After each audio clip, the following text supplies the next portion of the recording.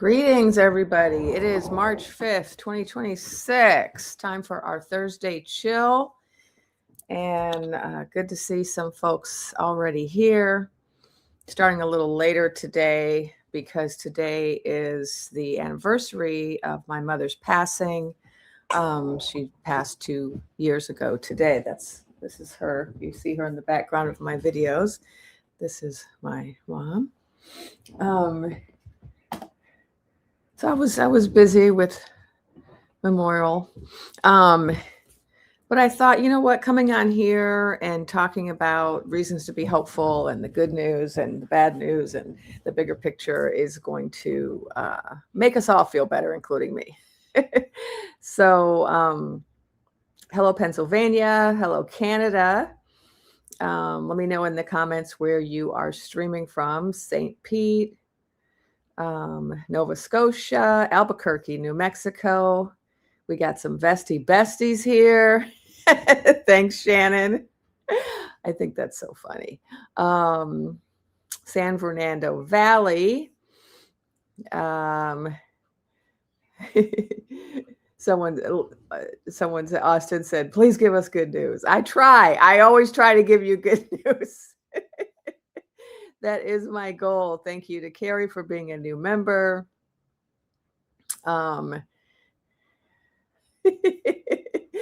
Okay, who else? Who else do we have here? We got 154 people here. We've got Maiden Rock, Wisconsin. Is that Alberta?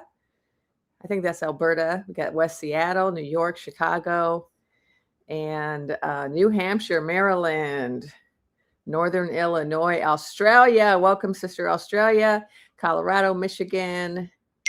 Don't we love it when people from outside the U.S. join us? Because like we're over here with our SOS call, right? We're like, please help us.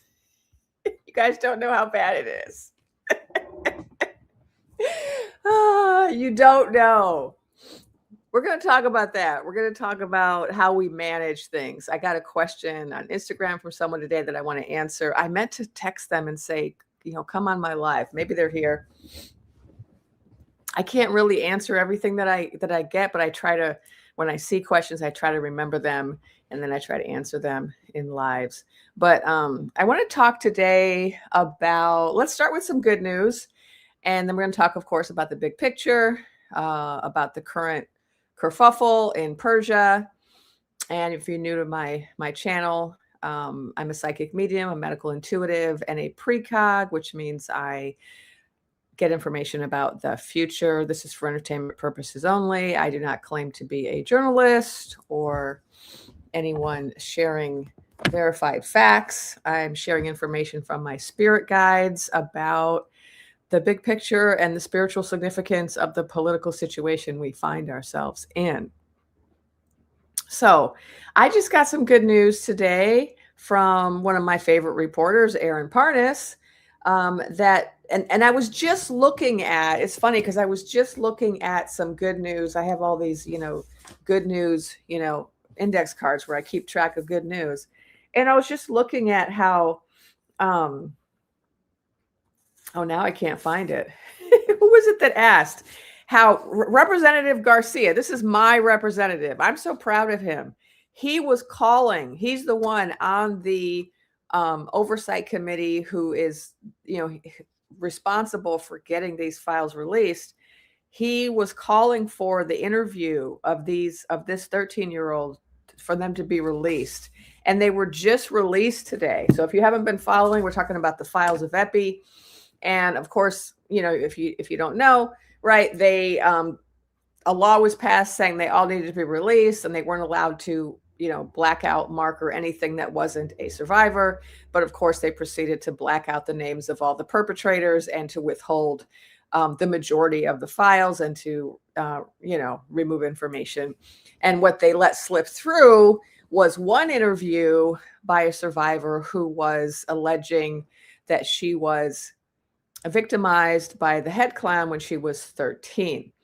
And it showed in the kind of table of contents because they're not that bright. Remember, these are evil clowns who are also dumb clowns, right? So That's working out for us. The dumb part is working out for us because they're not like evil geniuses, right? They're like evil idiots. And so we got to be grateful for, you know, whatever small blessings we benefit from. And that's one of them, is the incompetence. So they released a table of contents and it listed all of these interviews that the FBI did with this survivor who had made credible, what they considered credible allegations about head clown abusing this person, essaying this person when they were 13. And then they only released one of the interviews and then they black markered out all of the others. Well, my rep was demanding that they release those other ones. And today they were released. Aaron Parnas just came on and was talking about it. I haven't heard yet his reports because I was otherwise occupied today with my memorial. But I just wanted to share that good news because remember what my guides have long said is that the more of these files come out, the closer we are to evacuating the circus. They said there's only two things. Okay, so let me just put a disclaimer, because this is what I do sometimes. My guides tell me something like 6 months ago, and I just hold on to it like a bulldog, like with a bone. I'm like, I'm not letting go of that juicy nugget. And sometimes I wonder if that's to my deficit, like maybe I hold on to things and they need to be updated. So I haven't gotten updated information, but I'm just going on what they told me a number of times in the past. And that is that there are two things that can bring down the circus: the files of Epi and the joust finagling disclosure. And I was also told that both of these things are in the same files. And so the joust finagling is in the files as well. So every time we get any information about new files, this is very, very good, especially when they're in the middle of trying to distract us with something seemingly worse, right? So there's this constant effort of the circus to keep manipulating our attention so that we look over here, look over there, look over there. Here's something even more challenging that you have to deal with that's going to take up all your attention and despair so that you can't stay focused on the thing that's going to actually bring their downfall, right? And so I want to talk about that today, but I wanted to start off with some of the good news. So,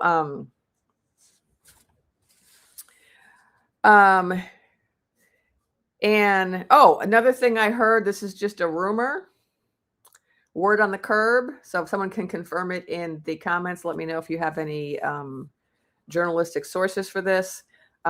Word on the curb is that Blondie is going to get subpoenaed. I think by that same oversight committee that subpoenaed Clinton. I'm not sure if it's the same one, but I think it is. There's also a rumor that Noam might get the axe from her current position because of some things that she said that made the head clown look like who he really is.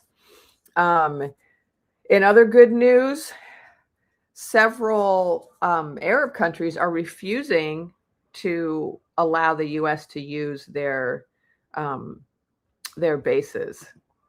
Yeah, Clark. That's what I saw right before I logged on. I saw that he was about to read the newly released interview, and I didn't get to listen to it.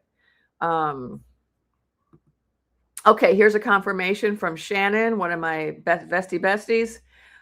She was subpoenaed. Representative Garcia confirmed. So again, this is my rep. I just have to brag a little. I live in Long Beach. This is my representative, and he's doing the most. I'm so proud of him. Yeah, so he's subpoenaing Blondie now. Woohoo! So all of these countries are refusing to help. And I want to talk more about that, but I'm just going to go through some of this good news to start, just so get us in the right frame of mind, right? So we can also deal with some of the difficult stuff. Spain also saying we're not helping. You can't use our bases to engage in your illegal kerfuffle because this is considered illegal according to international law, right? What? Uh-oh, here's another confirmation from someone. Oh, I just love my community. You guys are so good. So here's another person saying, yes, Noam was let go. See, I haven't seen the news all day. This is just notes I had from, I think, late last night. and then a few from this morning. Oh, so she was already replaced. We have another person saying that that's also the case. They were replaced with someone named Mullen. Oh yeah, so lots of people are confirming this. See, I was it was breaking news last night, but I did not post today because I was busy grieving my mother. I decided to go on a whale watching tour because my mother loved that, and because we buried her at sea, and so I wanted to go out to sea and throw flowers for her, and do one of the things that she loved doing, and etc. So I didn't post. I didn't see the news. So I'm so thank you for this confirmation. And this is, let's just point out that this is a little bit of like evidence, right, of what my guides were saying so long ago. They were saying they were going to fight amongst themselves, right? And they were going to start, eating themselves.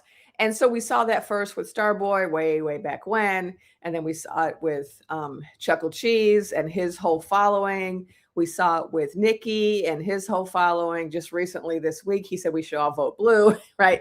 So we keep seeing this. So we got to pay attention to these patterns, because the way it was foretold is that these are signs that it's imploding, right? The fact that they're going after each other, right? That there's this infighting. So we have to celebrate these moments. Another bit of good news I heard, not news. Where's my stick?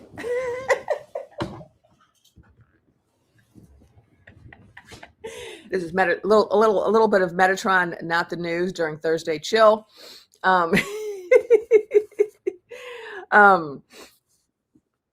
Is Not Real is supposedly running out of missiles, and so are we. Now, this is what I heard.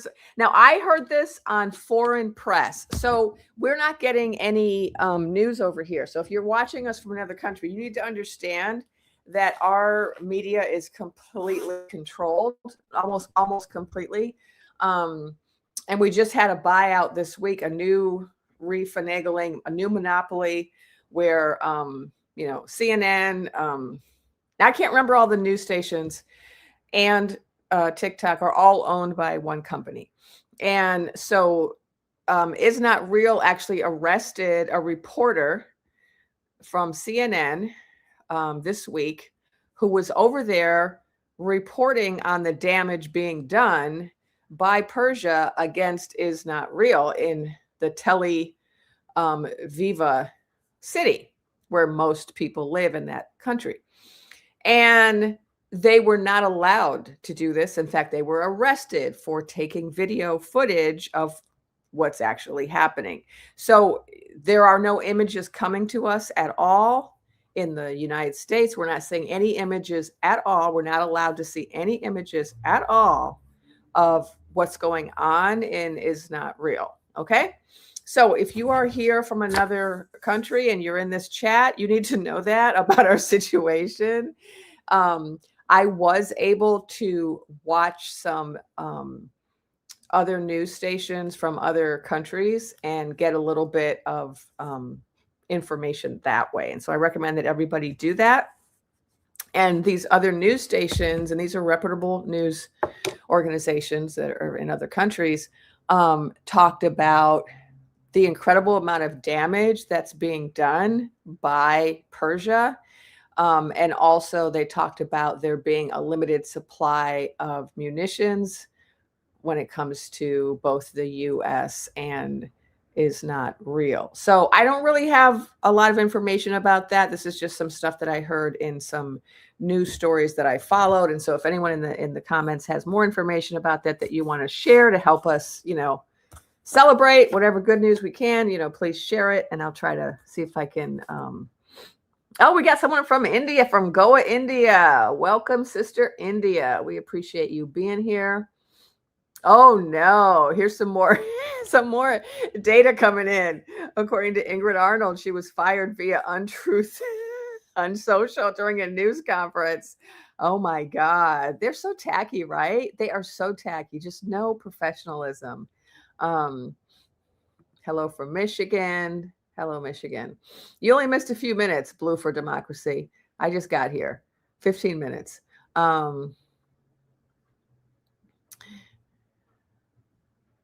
Yeah, so here's somebody. I'm just looking in the comments to see if other people are getting the same news that I was getting. So I was looking at like Al Jazeera, BBC, a couple of German stations. I also was looking at a Chinese station, and they were talking about the damage that was being done by Persian missiles. And also that, of course, the exploits of Head Clown were greatly exaggerated. So he was, of course, making up all these stories about how he defeated Persia's navy and et cetera, et cetera. Hello, Sister Alaska, one of our farthest flung states. Well, I guess Hawaii is further flung. Or maybe Puerto Rico is further. I don't know. Puerto Rico's not a state, but it should be. Okay.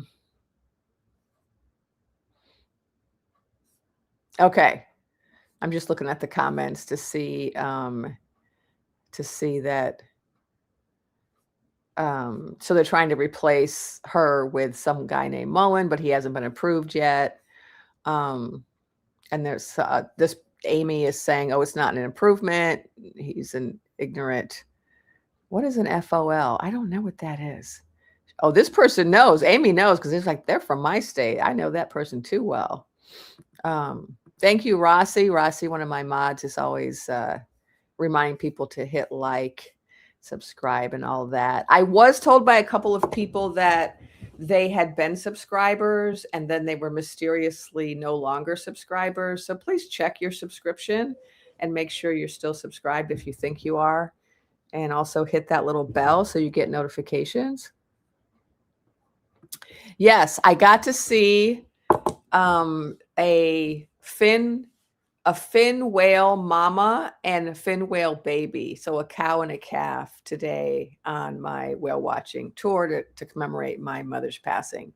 And that was just so special. That whale apparently is the second largest whale and the second largest animal in the world.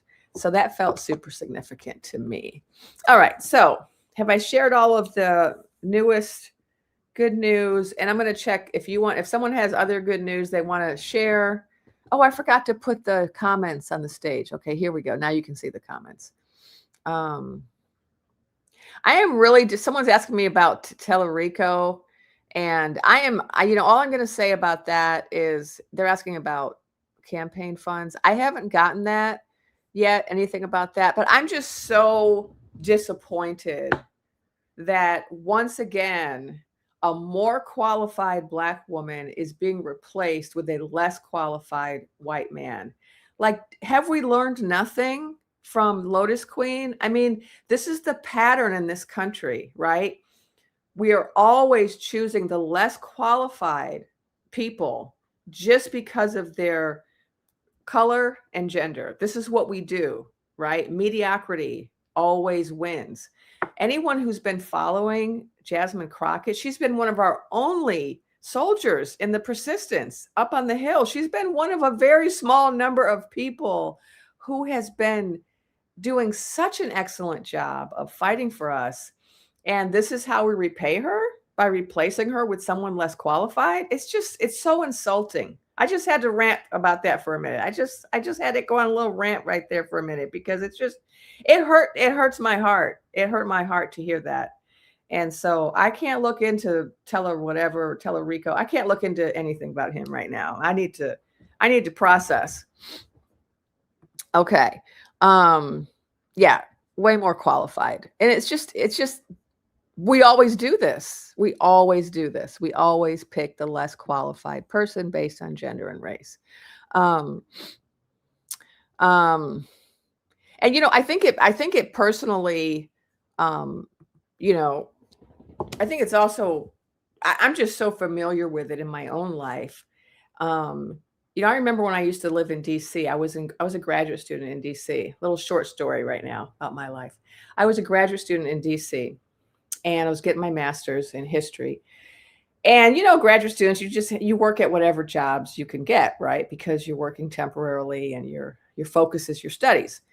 But what I noticed is every job I got in DC would be filled with highly qualified Black people working at the lowest levels. Like every person at that job who was Black had a graduate degree or was in graduate school.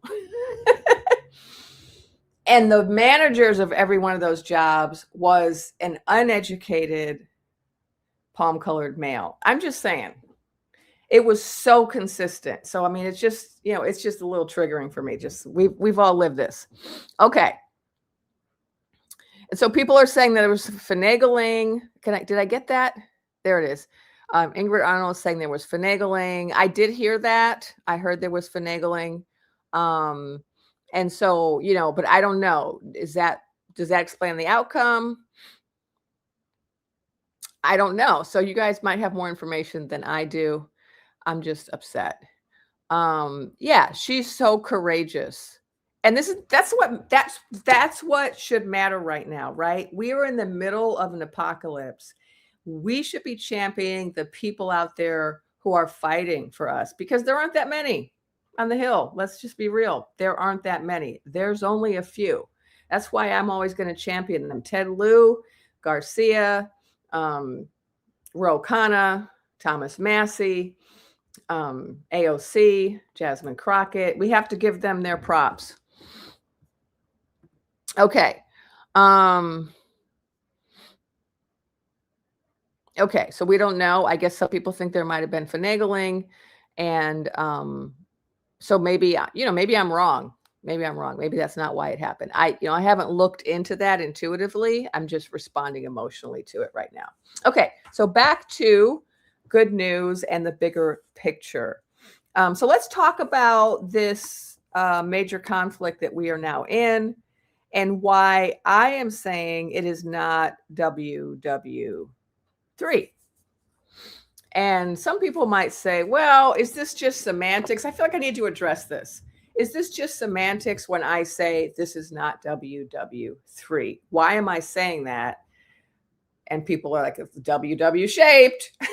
If it's not WW, why is it WW shaped, right? That's always the question. All right. My guide said it wasn't. So let me explain what I think I understand about why my guides want us to not frame it that way. And so part of it is when we frame it that way, what it does is it brings despair, despondency, hopelessness, and feelings of futility, right? It brings immense fear. It brings terror, right? The specter of WW is horrifying. And so, of course, as somebody who's always trying to help people to keep their vibration high and not, kind of fall into and stay into despair, of course, I'm going to always be promoting a different perspective. But am I just being naive? Am I being so focused on hope that I'm not being realistic? That's a legitimate question to ask me. And it's a legitimate critique of me is, am I offering false hope? Am I too focused on hope? Because I did get burned one time, right? In the inauguration, I got burned because I was so focused on hope that I could, even when I got a bad feeling about it, I was like, no. And my guides told me that later. You were so focused on hope, you didn't receive the message we gave you the day before. So I know that's something I can do. But so I've been kind of asking about this the last couple of days. And I've also been looking at news reports to try to understand it. And I think the reason that my guides don't want us to think about this in those terms is because we're living in a very different era. And this particular conflict doesn't actually resemble those previous conflicts that we call WWs, right? And because I was a little confused at first too, because when they said it wasn't going to happen and then we started seeing, battles, I was like, uh-oh, was I wrong? Did I misinterpret? But then they were like, no, it's because this is not like that. And so I think I understand it in this way. When we look at the WWs, we're talking about conglomerations of countries coming together forming alliances and then fighting against another conglomeration of countries, right? We had the Axis powers versus the Allied powers. And those things shifted between WW1, WW2. And I'm going to not remember all of this, even though, I am a historian. I used to know this. I used to actually even work for the U.S. Army Center for History or something. I had an internship there. So I used to know military history well, but that was, 30 years ago. I was a youngin'. So I'm trying to remember it, but there were these conglomerations. And the reason it was called a WW war was because there were several arenas. There were several what they called theaters of conflict. So there was conflict throughout Asia. There was conflict throughout Europe. It wasn't really worldwide, but it was in enough different places that people called it that. Because I think it was also in the Pacific Islands. It was in parts of Asia. It was in parts of Europe. Including Eastern and Western Europe, right? So this is very different. And you know why it's different? Because we don't have a bunch of allies helping us out. And we're not fighting a confederacy of other countries either. Right now, what we're doing, and I'm using the word we loosely because none of us chose this, right? What our circus is doing, without our consent, without the approval of our chosen representatives, what they are doing is they are going around the world bullying particular countries one by one in order to manipulate them into giving them what they want, whether it's oil or minerals or trade or whatever. And so our head clown has done this with 7 different countries now. And the current conflict is it number 7 or number 8? I think it's number 7. But then we're also in Ecuador. So I think that's number 8, right? So we do have a couple of folks supporting us, right? In fact, the truth of the matter is the Persia conflict was not started by our country. It was started by Is Not Real, and they've got us supporting them, right? Because the power balance is not what it should be, even though we're footing the bill for their everything. They're the ones calling the shots, right? And this has to do with the files. So what we have now is we have Stars and Stripes, Is Not Real, and a couple other folks helping us a little bit, right? But we don't really have, we don't have the North Atlantic organization behind us. We don't have G8 behind us. We don't have a group of people who are all supporting us. In fact, the people we were expecting to support us, who in the past would have supported us, like Spain and France and the Ukraine and certain of these Arab states, are all saying, yeah, no, we're not helping. This is illegal. We're not helping. And so I don't have the most updated list because my news cards are from last night. So there may be someone put in the comments if you have some specific countries that have been identified in the foreign press as having said, no, you can't use our bases. If there are more, I just have on my notes, several Arab countries have said, no, you cannot use our bases, right? And certain European countries have said no. Ukraine was asked for help. Last I heard, they were not agreeing to help. But tell me if that has changed since last night, because I don't know what happened in the last 24 hours. Okay, so this is why it's not a WW, because it's like the Lone Ranger, right? This one clown able to get one other clown, right? The noodle clown over at Is Not Real, Land of Milk and Honey and G-Side, 2 cowboys, right? Going after people, going after particular countries. And so we don't have, it's not at the level that the WWs are at, where you have groups of countries coming together, uniting all their munitions and all of their bases and strategy and resources and soldiers to fight another large group. This is not what we have. Okay. And so this is why it's not AWW. But also my guys were like, when you start using that language is really important for consciousness. And when you start using certain language, it has a certain impact on people. And people don't feel like, if someone says it's a WW, we feel like we're going to be in this for years. We can't get out of it. Lots of people are going to, perish. We have all these specters, right, which arise when we use that language. And so that's why, that's my understanding of why my guides say this is not a WW. So the historians in the group, you can, if you look at the history, it doesn't match. The current situation doesn't match the history. And so I'm really excited about all of these people who are refusing to help us. This is a really good sign, right? Evil, it's important not to cooperate with evil. And the more people don't cooperate with evil, the more hope there is, right?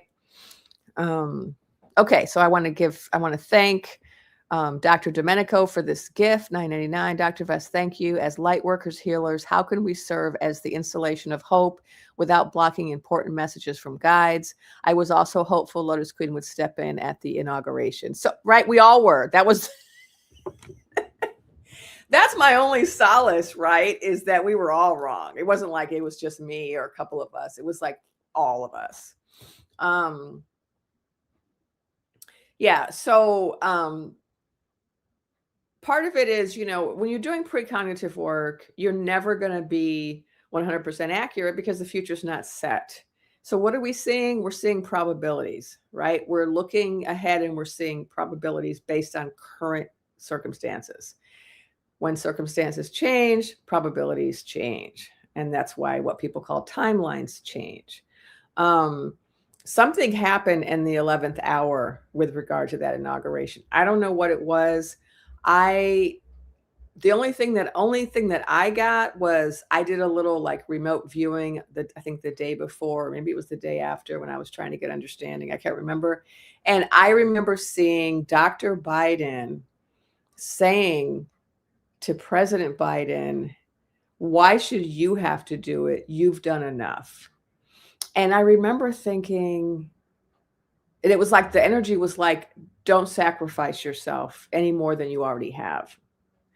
And I was like, well, what is he being asked not to do? And so I felt afterwards like, oh, there was some choice that was being made that day. And the choice was made not to do it because it would require a lot of people be sacrificed. And he was just one of them. But back to your question.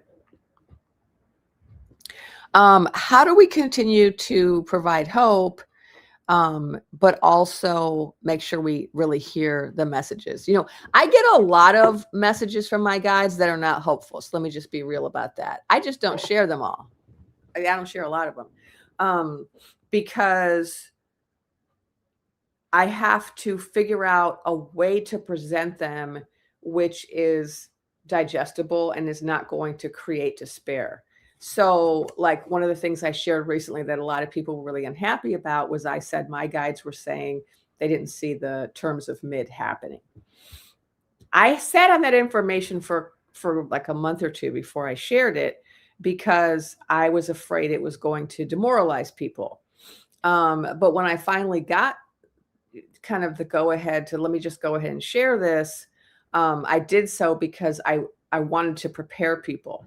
And a big part of precognition is preparing people, right? So that you can kind of position yourself in the best possible way to address something, right? And what I was seeing with the terms of mid was that there was a certain complacency that some people were feeling because they were just kind of putting all their hopes on November. We just got to make it to, we just got to survive till November, and then we're going to get all these clowns out of here and we can start again. And so there was a point at which it became clear that I needed to share that prediction to motivate people to get more involved, right? So it's like the message I keep getting from my guides is that all hands on deck, all hands on deck. find something to do, find a way to participate in the persistence. I know everyone has limitations. I get a lot of messages from people saying, I'm old, I'm disabled, I can't leave the house, I live in a rural area, etc. There's lots of limitations that people have. And so, yeah, I'm not asking people with limitations to get their walkers out and try to trudge down to the next dance party. No. But, if you can talk, pick up the phone, make some calls. If you can write, a lot of older people are really good at writing letters. They're better at writing letters than younger people. There's a lot of letters that could be written. Letters to the editor could be written. Letters to companies could be written. This whole movement against the warehouses, that's everyday people writing letters and saying, you better not buy that you better not sell that warehouse. Right? I just went to an event this week. I think I mentioned it in another post. We were crafting. You like doing crafts? We were crafting to raise money for mutual aid to help people who can't leave their house because they're afraid of getting kidnapped. Right? There's just so many things that we could be doing, and they all address different strengths and skill levels and resource levels and time and labor availability. And so I was told, go ahead and give that information, even though some people are going to be in despair about it, because it's going to motivate people. Now, I want to share something else that's hopeful about that. So this is what I do with bad information is I try to sandwich it with good information. So if I have to share something bad, like just now, earlier today, I shared that a CNN reporter was arrested and is not real. Now, I didn't share that first, right? First, I shared about all of the countries who are not participating and the foreign press that is covering this. And then I shared, we're not allowed in the US to get this news because they're arresting our reporters, right? You can't be a reporter over there if you're from a US company because it just got bought out, right, by Oracle. So so this is one way you can do it is you sandwich the bad news in with the good news. But also you have to always look at the bigger picture. Like instead of reacting to every bad piece of information, we take every bad piece of information and we fit it into the puzzle piece. Well, look, here's the big picture. I just got some bad news. How do I fit that into my bigger picture? And instead of focusing all of my attention on this one bit of bad news, let me look at it within the context of all of the other news that we got, right? So like the bad news is we're currently in a conflict with Persia. The good news is Persia's knocking out a lot of our radar right now. And the radar of is not real. Why is that good news? Because it's going to shorten the length of this and it's going to minimize the damage that we can perpetrate, right? And so we have to look at all those things, right? Look at the good, look at the bad. As light workers, it's important. I think it's important to ask your guides, not just to tell you what is happening in the future, but what I always ask for, I don't ask to know what's going to happen. I always ask my guides the same thing. What is it you can tell me that I can share with the people that you think they need to know and that, that will help them? That's the question I ask. It's not the same as what's going to happen next week. We don't necessarily need to know everything that's going to happen next week. I know I don't. I know I don't want to know everything that's going to happen. As someone who sees a lot of things, a lot of bad things before they happen, I can tell you I'm not eager for additional knowledge. And I have to laugh because otherwise, I might be crying. Some of the stuff that I've seen, some of the stuff, has been hard. But I just have to trust and believe what my guides tell me about the bigger picture, right? Like they've already shown me 2030, right? 2030 is 4 years away. But when I get stressed out about what's going on this week, I think about 2030, right? I think about how much positive change will have happened by 2030, right? When I get stressed out about, X, Y, or Z, I think about, well, the bigger picture is that things have to get worse before they get better. We have to wake up, and some people will only wake up through dramatic events. And the more dramatic events happen, and the faster they happen, the closer we are to the end of this nonsense, right? And so this is how you manage, bad news, is you keep putting it in the context of the bigger picture. Um, and like I said, I asked them, what am I supposed to share? So the thing is, if you're a psychic, and this is like a short little lecture on being an ethical psychic. I wrote a whole book called The Ethical Psychic. So this topic very near and dear to my heart. Being a psychic and being an ethical psychic are two different things. I get information. I work as a medical intuitive. I'm not currently seeing clients, but for many, many years, I was seeing many, many clients every week. And I would often get medical information about a person that I didn't necessarily share, or I was very careful about how I shared it. If somebody has cancer, I'm not just going to blurt out, you have cancer, because cancer is terrifying for people. Just the word people just associate with the end of life, right? So you can't just throw that word around. You got to be very, very careful with it. And so that's the case in general with psychic work. We get information, but we have to always evaluate, is sharing this information going to help somebody, or is it going to hurt somebody? Because sharing it just so we can show off, oh, I know this, is not useful, right? Okay. Let me look at some questions, and let me stop and say, if you want to buy me a coffee, there's a little QR code up there somewhere you can take a picture of. And thank you to everyone who's already bought me a cup of coffee. I also have memberships and a Patreon account, etc. Okay, so Cheryl Fisher Biofield Tuner wants me to share information about 2030 to help us visualize hope. I don't have it written down in front of me, so I'm going to try to remember some of it. I was told that a lot of the things that we're dealing with right now will have been resolved by then. So, for example, the bad traffic will be over by then. The global world traffic, the widespread violence and warfare will be over. The position and status of women will be dramatically different by 2030. The condition and welfare of plants and animals will be radically different. And this is related to how we use energy, oil, and other forms of energy. So those are some things.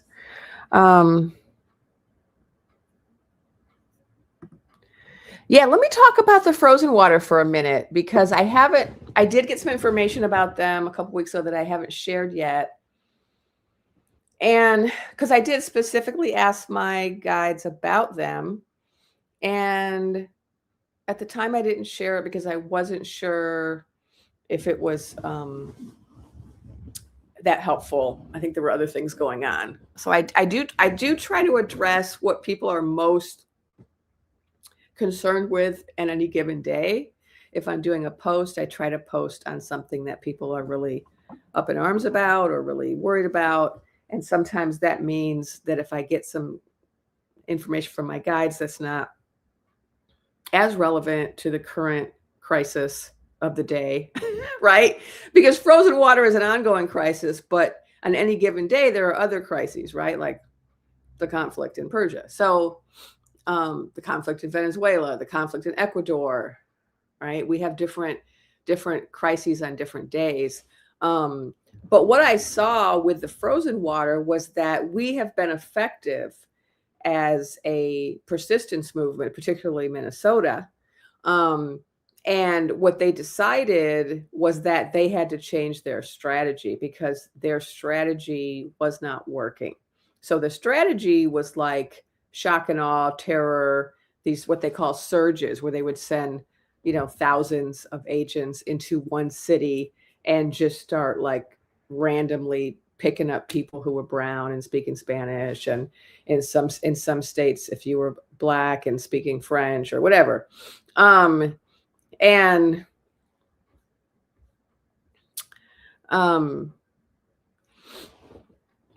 so this is what they were doing, right? They did it in Chicago, they did it in DC, they did it in LA first. That's where it started. We started dealing with it June of last year. It was ugly. And of course, they started out with the National Guard, and then that got squashed because of all the lawsuits. They had to abandon that plan, and then they just started putting more and more frozen agents in, and then they went to Minnesota, and they had a lot of pushback, and they had a lot of problems with that approach. And so what I was shown was that they were kind of figuring out a new strategy, and their new strategy was to be quieter and to have smaller groups of agents to work in a more diffuse fashion. So instead of having, 500 agents show up on one block in Twin Cities, they start sending little groups of agents everywhere. And when I saw that, I was like, well, this is progress in that, we forced them to change their strategy. Because part of their strategy was about instilling fear in the American people, not just in immigrants, but in American people, because of course we saw that they were detaining and unaliving people who are our citizens, right? And so they were trying to kind of strike fear. And the fact that as a movement, we were able to shift their policy. And that happened in a lot of ways. It happened with just like people on the ground, rapid response, a lot of witnessing by people just standing up and saying, we're going to watch what you do, and we're going to, and tell you this is wrong. But it also happened with lawsuits and with lawmakers, trying to pass different things. It happened in a lot of different ways, but it was mostly the people. It was mostly just everyday average people coming out day after day, and standing up for their neighbors. And we were effective. There is still frozen water going on. However, they are, as this person, Kathy, points out, they are melting. Because bits of ice everywhere is never going to be as effective as one giant block of ice, right? Anyone who grew up in the cold weather knows this. Because when there's snow everywhere and there's just patches of snow, it melts a lot quicker than if you have, 2 feet of snow covering your entire lawn. It takes forever for that to melt. And so now here they are, they're patches of snow throughout the country. And so it's a lot easier to melt them.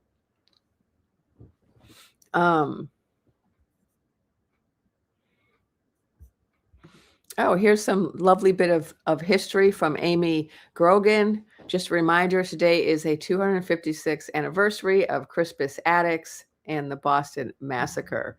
He was the first American casualty who was unalived in the Revolution, celebrated as a patriot who stood the front lines of independence. Yes, and Crispus Attucks was an African American. So thank you for sharing that. Black history needs to be all year, not just 1 month. Someone has a controversial question about AI. I'm not going to talk about AI yet. I've talked about AI in the past, but I don't have any new information, so I'm not going to talk about it. Oh, here's someone doing the, what's that prayer? I've done that prayer. May all beings, Zia Sciortino, thank you for that. May all beings have happiness and the causes of happiness. May all beings be free from suffering and the causes of suffering. It reminds me of a prayer. What's that prayer we used to do? It's not a prayer. It's like a whole set of prayers. Oh, here's somebody glowing and grounded. I did not say we need to stock up, although I did say we need to stock up about 6 months ago. I said it a long time ago. And I got that so long ago. And then I was feeling like, was I wrong about that? And then I thought, well, the food prices have gone up so dramatically that maybe the purpose of that was for people who don't have the income to be able to handle that, would have food in the cupboard. I know that that helped me, that I bought a lot of dry goods. And now that groceries are so expensive, it's taken me longer to feel the impact because I've been eating through my supplies, right? I did get something. Oh yeah, I just talked to my guides right before this live, and I did get some new information that might relate to that question. It had to do with gas and food, and let me see if I can pull up those notes. Although I'm afraid to, because remember, I'm having this issue sometimes where when I pull up another tab, it freezes my video. So I'm kind of afraid to do that. So I'll see if I can remember it while I continue to address other questions. But the kind of overall picture that I got was,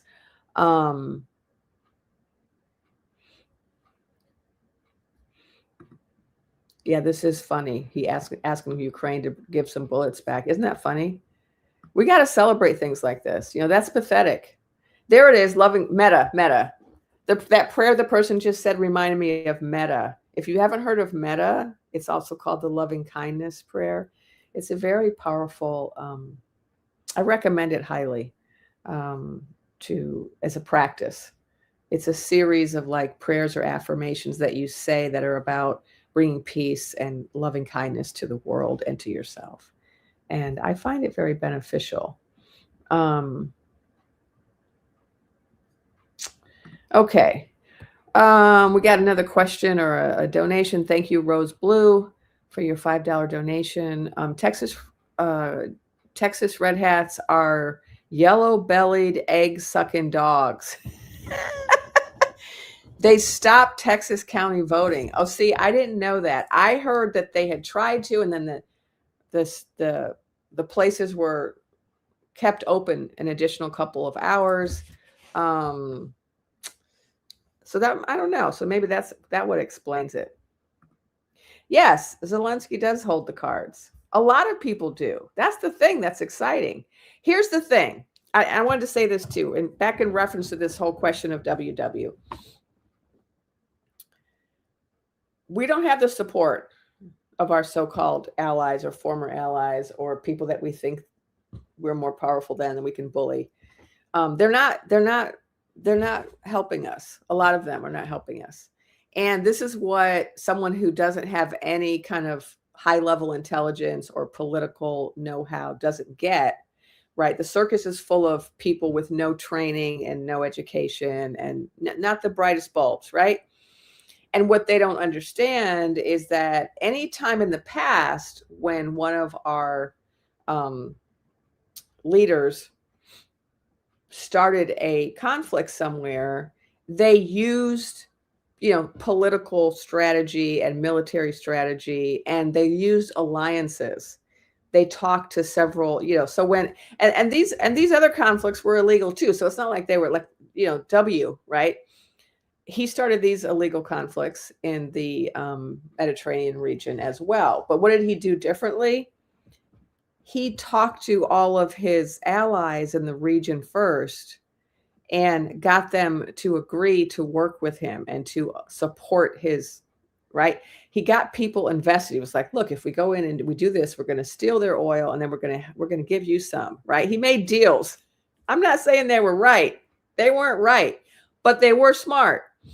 This group is wrong and dumb, right? And so the dumbness is coming back to bite them in the butt because they decided we're just going to start a conflict. We're not going to have conversations with any of our people first. We're not going to set up deals or make promises or make sure that it's in other people's interests, right? Share the spoils, right?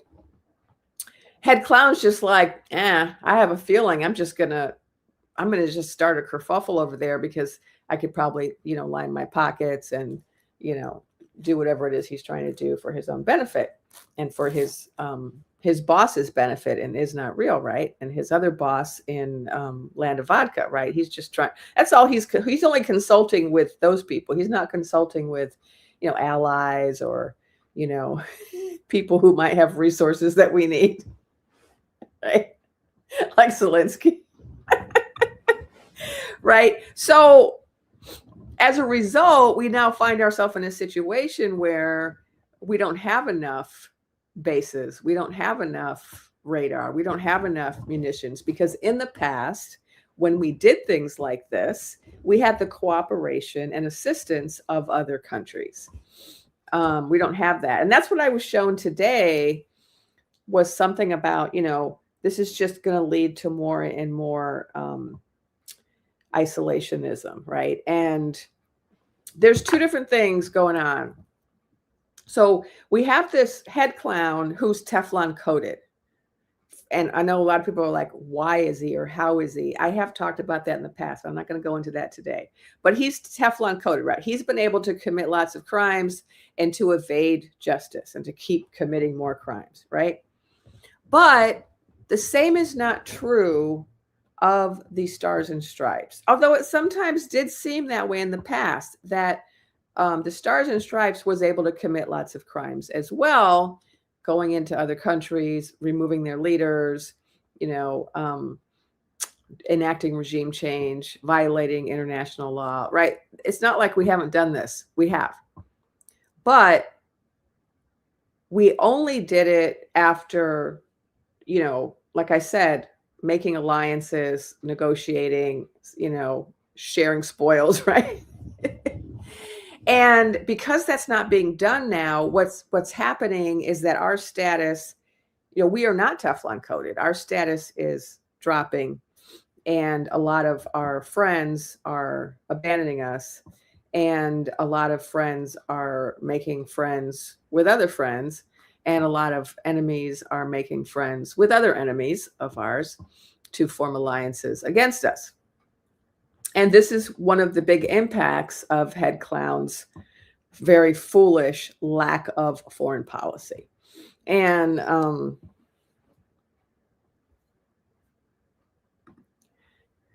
here's another meta loving kindness prayer for all of us. May you be safe and protected. May you be happy and peaceful. May you be healthy and strong. May you live with ease.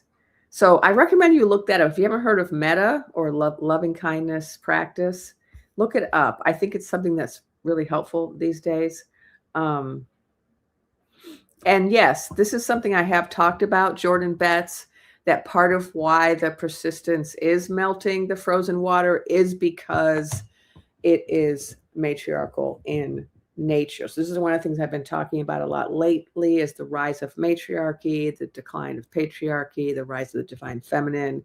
The persistence movement is largely consists of women, and it's using strategies which are more commonly found in matriarchal societies than patriarchal societies. So that's one of the things I've been talking about lately in terms of strategy. In fact, I got some more information today about strategy just right before I came on that I want to share.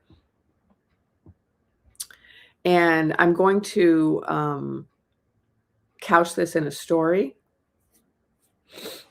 As a historian, I have looked at a lot of resistance movements in history in places like South Africa and Italy and France and was it Argentina? There have been a lot of resistance movements against authoritarianism in a lot of different places. And if you're interested in looking at historical patterns, which I am as a historian, what I noticed was that there were certain methods that were really effective. And these methods are less kind of confrontational and warlike and like patriarchal, and they're more using different approaches. And so one of those is withdrawal, right? Withdrawal of support. So this is very much, I see as very much of a feminine strategy, right? You're going to mistreat me. I'm going to withdraw from this situation. And so we see this with women happening throughout the US, Europe, and parts of Asia. This withdrawal that women are engaging in, withdrawal from marriage, withdrawal from having children. And they're also just, so the divorce rates are skyrocketing, marriage rates are way down, childbirth rates are down. So it's with the great withdrawal, right? Women just saying, yeah, no, I'm done, right? This doesn't support me. This patriarchal family unit doesn't support me. This patriarchal society doesn't support me. So I'm not going to participate, right? So withdrawal is a method. And so an economic form of withdrawal we call a boycott, right? When you say, I'm going to withdraw my money from these businesses. But then we can think of other types of withdrawal. And one of the ways it came to me today when I was talking to my guides about it was pettiness, right? And this is kind of typical that when women have strategies that they use that are effective, that they have to use because they're oppressed, their techniques are denigrated, right? Oh, if my boss does something unjust to me, and then I decide that I'm going to file some paperwork that I was supposed to file for him incorrectly, on accident, on purpose, somebody might say, oh, you're being petty. But what you're really being is you're sabotaging, right? You're gumming up the works of an unjust system with whatever small modicum of power you have, right? So that's how it might be cast. Oh, you're being petty. Well, this is what we're all being called upon right now to do, is to, engage our inner resources of pettiness. Sabotage, if you look at these different resistance movements nationwide, has been a very effective strategy. Let's look at this recent news item, right? There was a ship, and someone remind me where it was, because I can't remember. There was a military ship recently that was supposed to be engaged in military not exercises, but legitimate action. I don't know if it has to do with Persia. Does it? Is it Persia? Or was it down by Venezuela? Anyway, somebody on board decided to be petty and to gum up the sewage system by just putting a T-shirt in the toilet. Didn't require a lot of resources or planning or coordination. Didn't require a lot of people to be involved. Was not a conspiracy. Only required one person and one T-shirt. I think maybe there were more than one T-shirt. I don't know. But here's the thing. I bet it was a woman. I'm just saying, a female officer, a female military service member. We don't know. Somebody in touch with their feminine.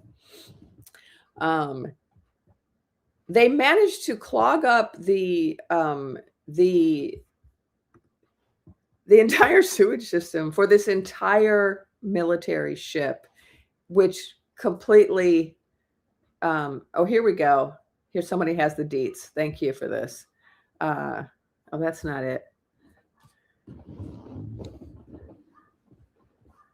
Yes, thank you for that stat. Childbirth in the US is now 1.6, and it used to be 2, and it has to be 2 to continue the species, right? It has to be like 1.8 or something to continue the species. Okay, here's the fact that I wanted to add. Someone added. It's the USS Ford. It was an aircraft carrier completely shut down by a plumbing problem, right? This is the power of petty.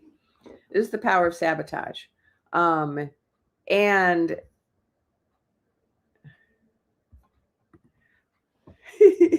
that's right. Petty sisters rise up. But women are familiar with this, right? Women who live in households where they are oppressed, they're doing all the labor, they're doing all the work, and the men in the household are pretending they don't know how to do anything, refusing to do anything, watching TV all day, and the women are doing all of the work. And sometimes what they'll do is they'll find a way to sabotage that situation, and then they'll be accused of being petty because they're just upset that they're exhausted from doing all the labor, right? Yes, it was a petty officer who did that on the USS Ford. Now, my guides, I'm a poet, right? And so my guides are always giving me language to use. And a lot of times it's humorous, but sometimes it's not necessarily humorous. But this is an example, right, of language they're giving me that's humorous, but it also is a way of conveying a strategy in a seemingly innocuous way or a funny way. And so this is something that a lot of people can participate in. So like there were some people in, I think in Minnesota, I think in different places, North Carolina, I heard about this. There were people who were, towing frozen water SUVs, right? There were different things that people were doing to gum up the works, right? And other people might talk about this in terms of strategy or like, handbooks on how to fight flashyism, right? That's one way to talk about it. I'm talking about it in a different way. But those types of petty acts are very effective, especially if you have enough people positioned in the right places doing them, right? And so this was something I was, told about today that I wanted to share.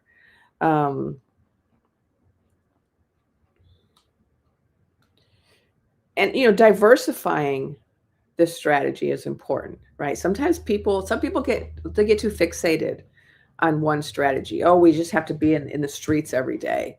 That's just one strategy. That's not how circuses are evacuated. They're not evacuated with only one strategy, right? That's an important strategy, but it's just one, right? Dance party was not going to stop that aircraft carrier from going out to sea, right? But you know what did? A t-shirt. A t-shirt in the plumbing, that stopped it. Right? So we have to be thinking about different things, right? We have to be considering different possibilities. We can't be overly focused on one possibility. Also, because different strategies are more appropriate for different people depending upon their position in society. So, for example, cots of boy. Some people don't have the privilege of engaging in those. So that, that is something that's only going to work for a certain segment of the population. So, for example, if you are somebody who doesn't have a way, you don't have transportation or you don't have mobility and you can't just go to whatever store you want to, you may be dependent on certain stores that deliver. You may be dependent on stores that are cheaper than other stores. And so those people who are saying boycott, Target and Amazonia and the Mart of Walls, there are some people that if they don't use those three, they literally cannot afford anything, right? So that's a privilege that everyone doesn't have. So some people are going to be, but there are lots of people who are privileged enough to be able to do that, and they can drive around and they can spend a little bit more money and they can spend a little bit more time doing their shopping because they have that privilege, right? It's just an inconvenience for them, right? Inconvenience is not the same as something, where you're going to have to go without some basic things you need. That's different, right? That's a different level of commitment. So everybody has to figure out, okay, what can I actually do? Can I go to dance parties? Can I make calls? Can I go to events that are raising money? Can I be a part of rapid response? Can I, what can I do? Can I engage in cots of boy? Like, we all have to figure out, what is it that I can do? And yes, we're all going to have to be inconvenienced, and we're all going to have to make sacrifices.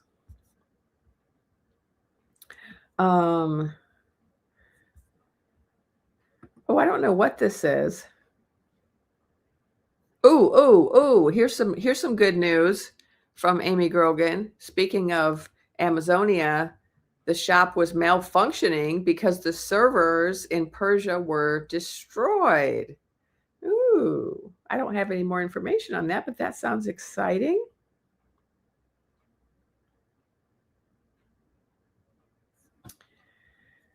Yeah, so here's another strategy that Amanda is recommending. Now, this is someone who can afford, right, to not eat fast food and only eat local restaurants, right? That's going to be more expensive.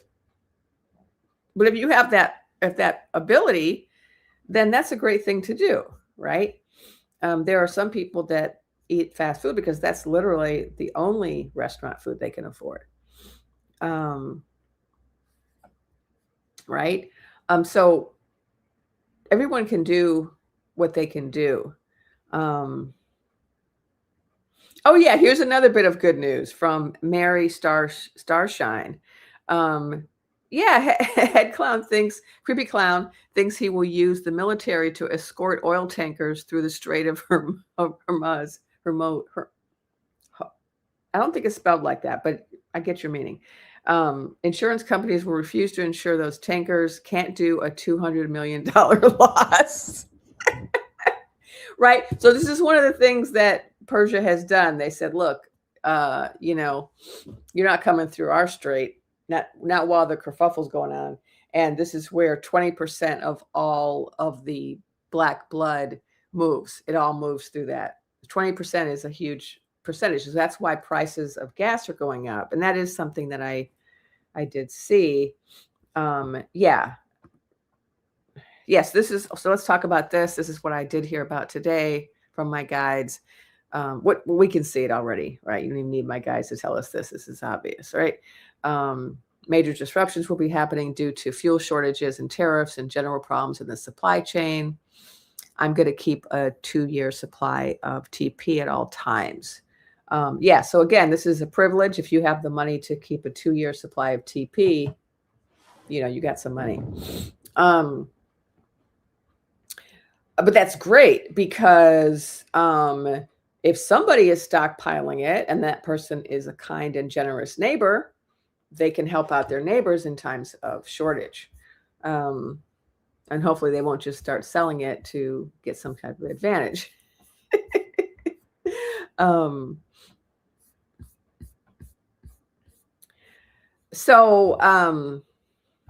Here's thank you for this gift from Moon Beanification.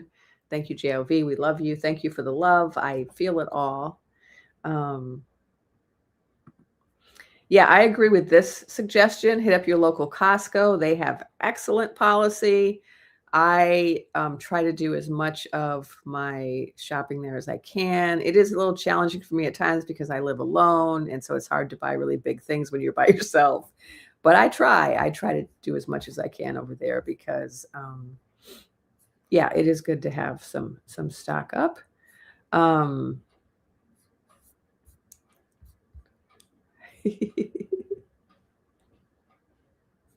Oh, this is an interesting idea from Glowing and Grounded. What if every blue hat chose one red hat to awaken? Well, I would say, education begins at home. You know that expression, charity begins at home? Charity begins at home. I do think that if every blue hat who has a red hat family member were to devote some time and energy to trying to educate them, that would be beneficial. Obviously, I wouldn't advocate that for someone who's abusive, and I wouldn't advocate that for someone who is a targeted person, right? If you're already targeted and you're already dealing with a lot of fear around being targeted and having your life on the line, then no, that work is not for you, right? Like I, as a member of certain targeted groups, I'm not going to try to talk people who are racist, sexist, or homophobic into believing that I'm worthy of existence. Like that's not something I'm going to do. However, there might be other less challenging ways that that we could all, kind of help at least family members, right? Because we do kind of have a little bit of responsibility for our families. So, some people don't believe that, but that's what I believe, that we do have some responsibility for trying to help our family. And let me just say this. Let me correct what I'm just saying. I want to make sure that I'm not advocating something that I'm not trying to. I'm not advocating that anyone sacrifice their emotional well-being to try to convince their emotionally abusive red hat family member to change their ways. I'm never going to advocate that. I don't think that's our responsibility. However, I do like the idea. I like the idea of blue hat people kind of taking on one of their red hat family members and trying to help them within reason. So one way I think that could happen is just with education or with withdrawal, right? So here's an example. Let's say you don't want to educate them, you don't want to engage with them. They're very hurtful. You don't want to be around that kind of rhetoric. And but you also want to pressure them to change. One way to do that is to withdraw, right? So if my family member is a head clown supporter, I'm not inviting them over for a holiday dinner. I'm not exchanging gifts with them during the holidays. I'm not celebrating their birthday. I'm not having them over for dinner parties. I'm not inviting them to family functions, right?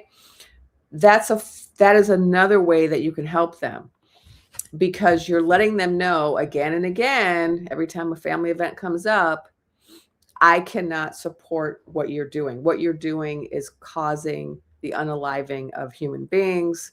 And so I'm not going to co-sign it in any way, shape, or form. And if I were to allow you in my house, in my life, around my kids, that's kind of me giving tacit approval of your views. And so this is a way that you can help them, because they're going to have to sit at home and reflect. Every time a family function comes around or some opportunity that they don't get to be a part of, and especially if they keep asking you, well, why didn't you invite me to your engagement reception? Why didn't you invite me to your kid's recital? Every time they ask you, why? Because you are participating in a flashy takeover of our country, which is leading to the unaliving of people, right? That gives you an opportunity to keep reminding them, this is why, right? So, by saying, like here's someone else saying, some are saying enough is enough. This isn't red, it's purple. By saying to them, this isn't about party anymore. This isn't about party. This is about morality. This is about human rights. This is about right and wrong. People are losing their lives. We can't talk about party anymore, right? And so this is like, think about schmatzy Germany, right? The reason they were successful there is because most Germans cooperated with it, right? Even if they didn't belong to the party or go to the meetings or march or become soldiers or participate in the actual unaliving of individuals, they supported it. They treated it like it was normal. They treated those people like they were good people, like they were regular people. They invited them over. They included them in their family. Right? There was no condemnation. This is a very small way that everybody can participate, right, in trying to raise the consciousness by saying, this is not acceptable behavior. And this is one of the things we're so disappointed in our lawmakers about, right? Because they refuse, many of them, to even just stand up and say, this is wrong, right? It's a small thing, but it's a big thing, right? To just stand up in condemnation of acts that are wrong. Even if you don't have the power to stop them, you do have the power to stand up and say, this is wrong, and I do not agree with this, and I'm not going to do anything to support this, and I'm going to withdraw my support in any way I am capable of doing so, right? We can all do that.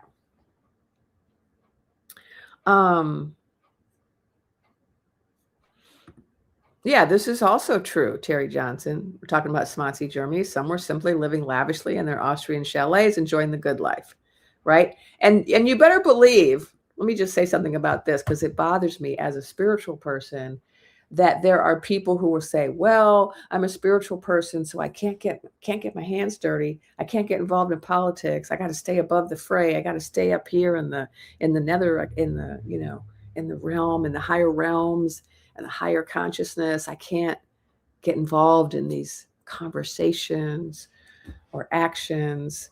Believe me, there were people during Swansea, Germany, who were also saying that, who were saying, oh, I'm a spiritual person and I'm just not going to involve myself, right? They were complicit, right? Anybody who is not doing anything to stop this is complicit at this point, right? And so this is an individual choice that we all get to make, right? As human beings and as souls, we were all presented with an opportunity. So as souls, we incarnated onto this planet. We were given this opportunity. You're going to witness injustice. And when you do, you're going to have free will. And you're going to decide how you want to respond to it, right? This is the opportunity we're all being presented with. And we're all making choices. And so there's not going to be at the end of this an option for, neutrality. What was your position when people were being kidnapped off the streets and little girls were being unalived in Persia, and people were being starved in Cuba, and people were being shot down in Venezuela? What was your position? I didn't have a position, right? That's not going to be an option. It's going to be, were you doing anything to stop the human rights abuses, or were you not? That's it. That's it. And we're all making our choices, right? And everyone has to make their own choice, right? We can't make anyone make a choice. Oh yeah, I did hear this about Costco. This is more good news. Costco is suing the head clown for money they lost. And then I think Walls in Minnesota is suing, and I think our governor Newsom is suing. There's a whole lot of lawsuits out there. Here's the great thing about lawsuits. Let me say something about lawsuits, because I get this a lot from people in my comments. Not a lot. I shouldn't say a lot. Sometimes I get a couple of comments and I focus on those. They're really not a lot. So let me just be honest for a minute. But I am that way. I get concerned. I get concerned when I see certain comments. It's one comment I get from people is, what does it matter if there are all these lawsuits when the circus is disregarding court findings and they're lawless, right? Let me tell you, it matters, because what my guides told me a long time ago is document everything. Document everything, because in the end, that documentation is going to be used to enact justice. So we got to keep track of all the people and what they did and what they didn't do. And these lawsuits are one very powerful way of documenting, because lawyers are really good at documenting everything. Excruciating detail. You did this, and then you did this, and then you did this, and on this day you did this, and here's the document to support our assertion that on this day you did this, right? That's what's great about these lawsuits, providing documentation for criminal acts, so that later, when justice comes, when there are the tribunals and the hearings and the accountability, we're going to know exactly who did what. Because everyone's going to deny it, right? There's going to be people say, oh, that wasn't me. You didn't see me do it. Right? Well, yeah, actually we did. We have documentation that you did this. And we have roll the tape, right? We got the audio, we got the video, we got the paperwork. Yeah, listen to Plumtree. Oh, we have an update here from somebody about Ukraine. We were talking earlier about Ukraine and about how, Head Clown didn't make agreements with enough people to get the things he needs. That, and so now they have some issues. So he's asking Ukraine. So someone says they're helping but getting stuff in return. So he's negotiating because Zelensky, unlike Head Clown, actually negotiates. Yes, I did talk about this when we first started the live, Debly Quigley. This was my first bit of good news that I shared, so we'll share it again for people who've joined since then. Just found out from Aaron Parnas an hour ago that the files, the interviews of the survivor who was 13 years old when she alleged she was essayed by Head Clown have been released today. And my representative, Garcia, was the person who was demanding that these interviews be released, and they were actually released today. And this is really important because, one of the things that I did hear from my guides recently with regard to the files and Head Clown was that right now, and I want to talk about that some more too. That was part of the bigger picture I want to talk to, is the behind the scenes negotiating that's happening right now in terms of restructuring global structures of power. That's what's happening right now. So instead of seeing it as a WW, we need to see it as a lot of chess pieces being moved around the chessboard, because there's a power vacuum. The Stars and Stripes no longer has the power it once did. And so there are other superpowers jockeying for position, right? And so what's going on right now can be explained more by that than by anything that resembles what we have called a WW in the past. Okay. See, I'm distracting myself. I'm thinking of so many different things. Let me try to stay on track with what I wanted to respond to this. This is really important because what I just heard this week from my guides is that what these overlords are trying to figure out is how they can release files that implicate Head Clown, but do not implicate them and do not reveal the global structure of power. Because remember, this is what my guides have been saying for the longest time, is that the reason the epi files are so dangerous is not just because they reveal global structures of bad traffic that implicate lots of very powerful people, but they also reveal global structures of power in general that are hidden. And the people in those positions of power do not want us, the people, to know who the people really are who are in power, right? And so that's why so many people are invested in keeping these files hidden. Because I know a lot of people are like, why can't these files come out? There's got to be copies everywhere. There's got to be people everywhere that know. It's because a lot of them are way too invested in the current power structure to risk losing any power by releasing them.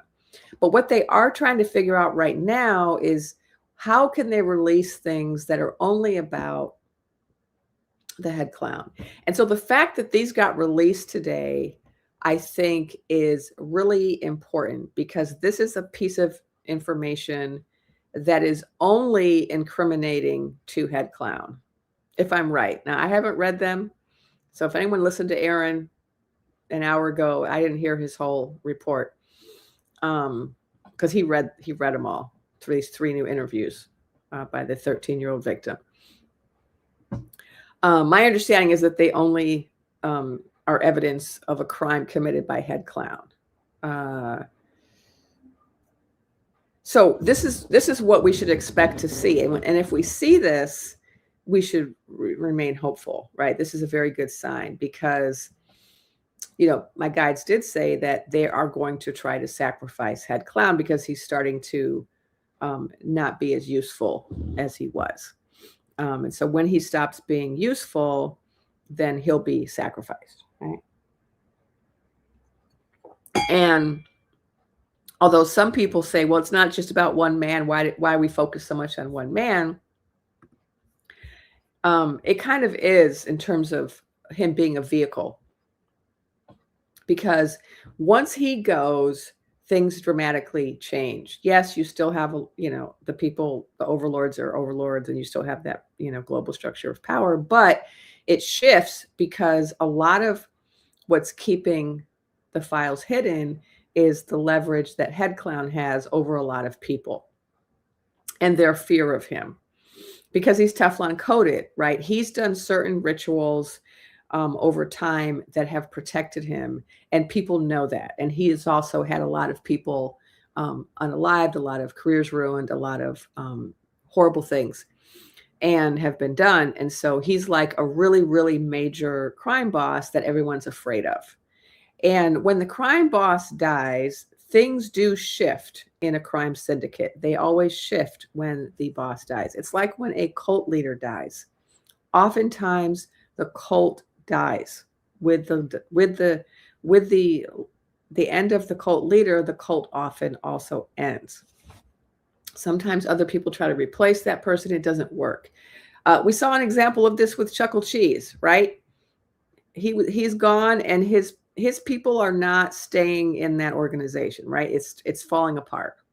They tried to replace him with his widow, the Black Widow.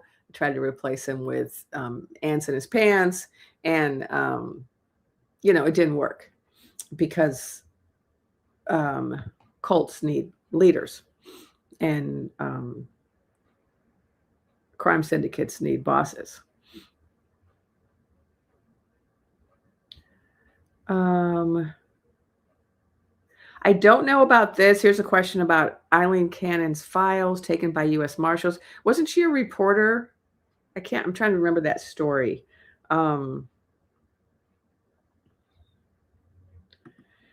Yeah, they're going to keep trying to hide stuff, but eventually it's going to come out. Yeah, this is what I'm saying. Seeking the shift. This is what I'm saying. He has blackmail on many, many people, and when he's gone, the energy will change. This is also true. Man witch. Are you a male witch? Is that what your name means? Or are you a sandwich? Trump is a brand name, and the oligarchs want to keep the focus on him, not them. That's true as well.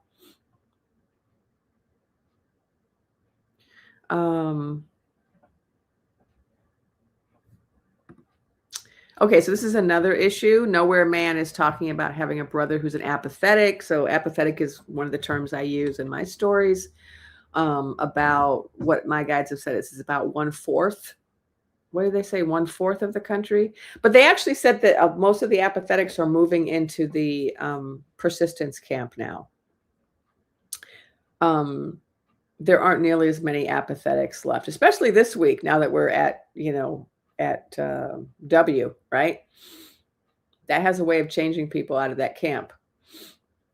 Basically, some people are so self-interested that they won't involve themselves until they're directly impacted. And that's why, unfortunately, things have to get worse before they get better. And it's annoying to those of us who have been a part of the persistence, have been awake for quite a while. It's like, come on, people. Why do we all have to suffer because you're asleep, right? I know how you feel, right? Because we're all going to pay the higher prices, right? We're all paying these crazy grocery prices right now. We're all going to pay for higher gas. We're all going to deal with issues related to supply chains. Even though we're not all responsible, right? That's kind of just how the situation is right now, because we are trying to evolve our consciousness as a planet, as a country first, but also as a planet. And we got a lot of evolving to do. No, High Vibe is asking, what will be the outcome of the head clown sacrifice? Will he be seen as a martyr and the saga of the Red Hats continue? No, that's not what I've seen.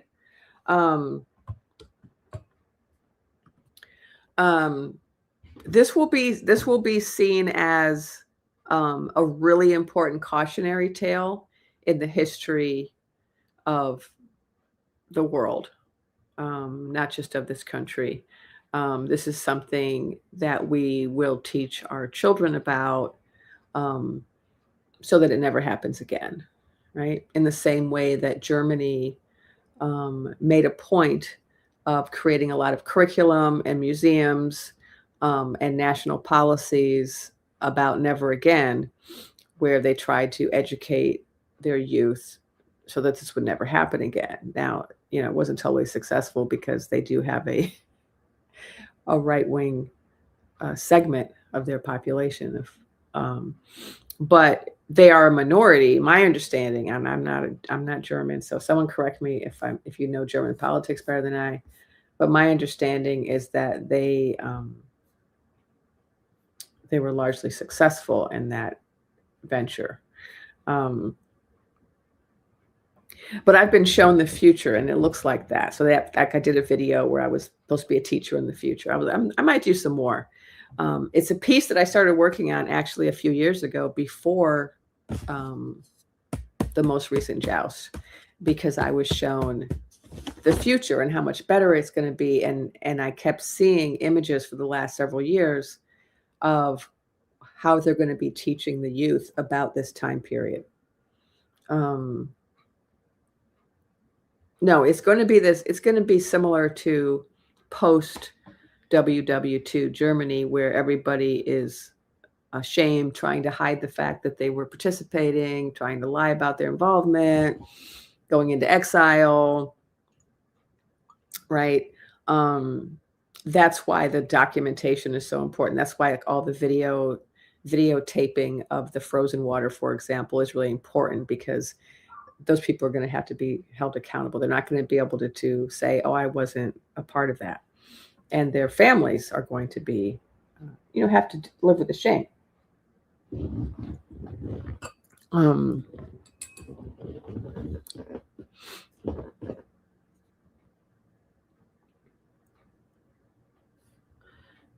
Okay. Oh, man witch is a male witch. Yay. Welcome, witch. We need all the witches on tap. So let's talk about witches now. That question was asked earlier about what could we do as light workers, as spiritual people. We do need all the witches working right now. One thing that all of the witches can work on is wards, right? And I remember I was given some information about wards in the Capitol. This was really early on, like before the inauguration. And I got this message that was meant for Lotus Queen. And I was like, well, I can't give it to her. She doesn't know me. But it had to do with wards and, filthy magic that's been going on in the Capitol for centuries. And lots of wards are buried there. And they have to be dug up. So we're now, the stuff that I was shown way back then, that was like December 2024. I feel like now that the files are coming out, I'm getting proof of what the guide said, because we are seeing some proof in these files of these satanic rituals that involve, things I can't discuss, terrible things, right? Sacrifices. That is,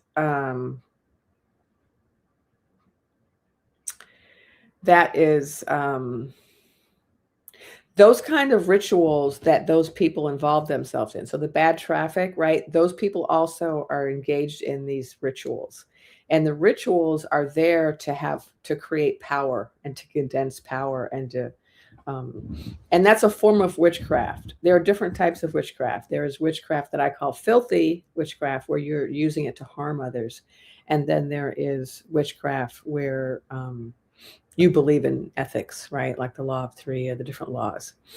And so one of the things that witches can do right now is work on wards and work on protections and work on return to sender spells. Is that the right way to put it? It's not the right word I'm thinking. Return. There's a better, I forget the name of it. But it essentially return to sender. So if someone tries to send something harmful to you, you can set up like a mirror, kind of like a shield, where, remember that childhood nursery rhyme, I am rubber and you are glue. Whatever you say bounces off me and sticks to you. That's a ward. That's a ward. That's a little bit of witchcraft right there. That's like a spell. And that's a return to sender spell, right? And so this is the kind of thing that witches can work on right now. I'm sure you're already working on this and you already know this, but I'm just feel called to say it right now.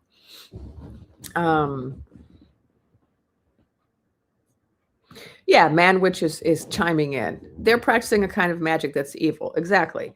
And he says that he's a simple hedge witch, love the forests and animals. Yes, there's lots of different types of witches um, who are powerful and can do good right now. And a lot of people are actively combining their efforts. Now, the thing about witchcraft is, I know there's different, I know some people call themselves, what's that? Independent witches, or there's another name for it. I don't always remember all the terminology. I've studied so many things.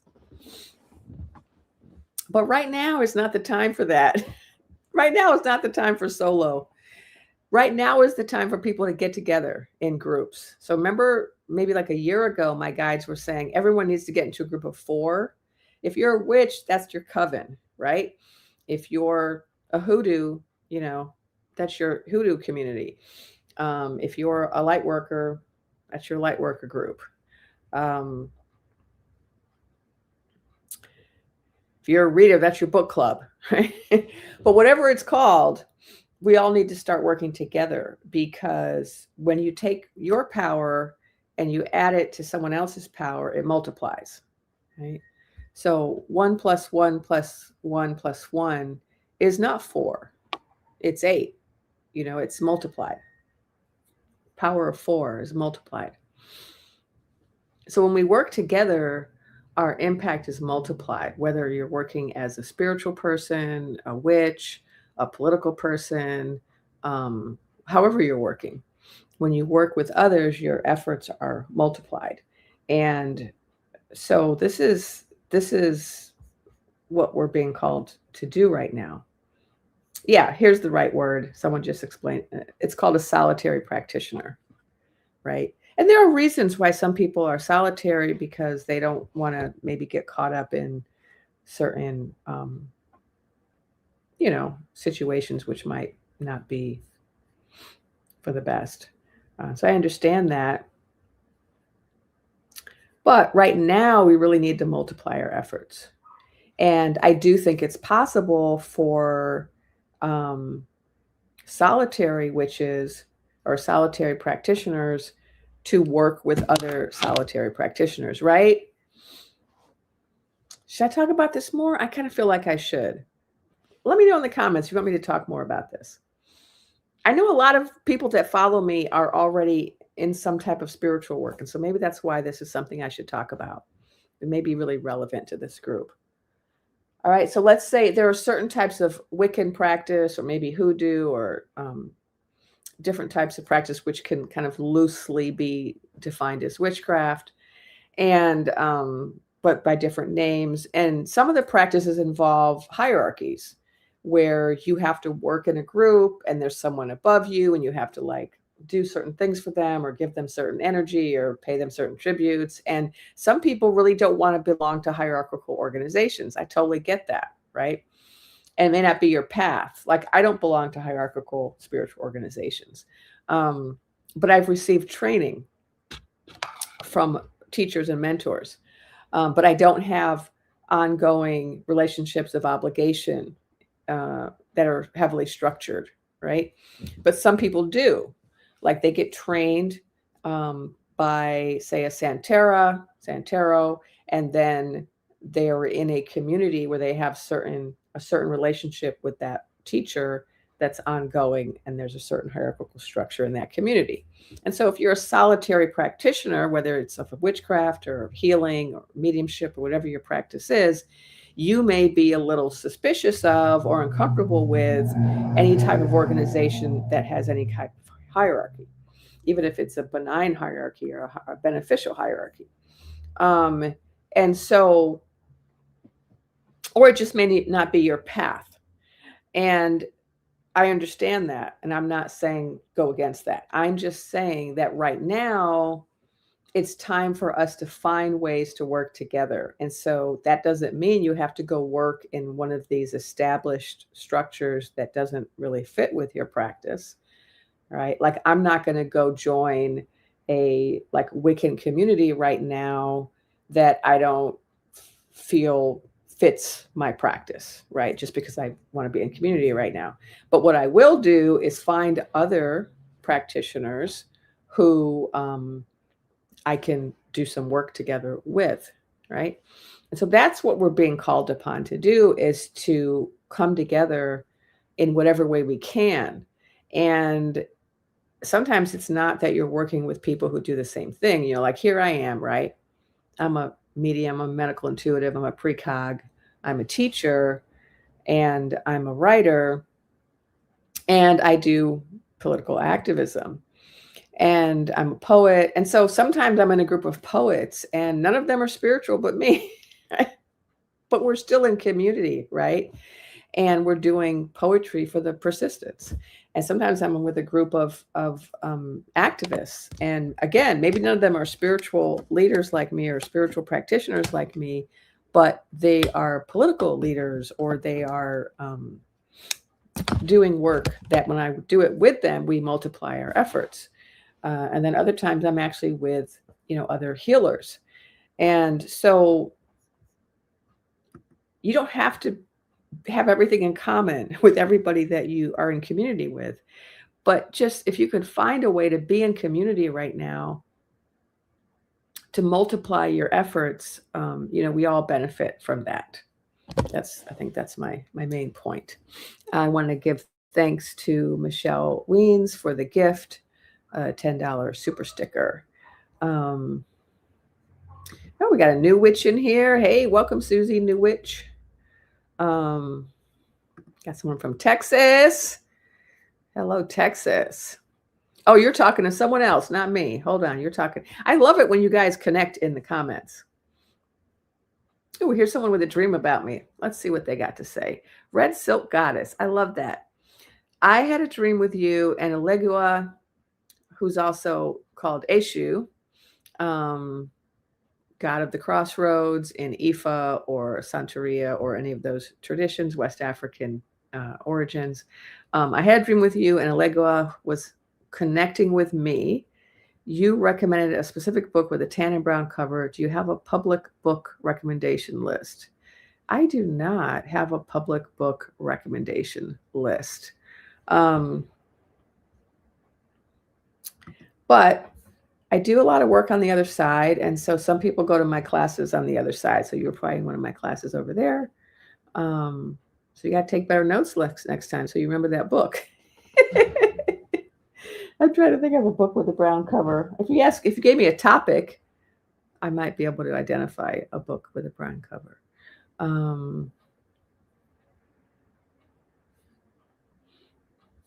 Okay.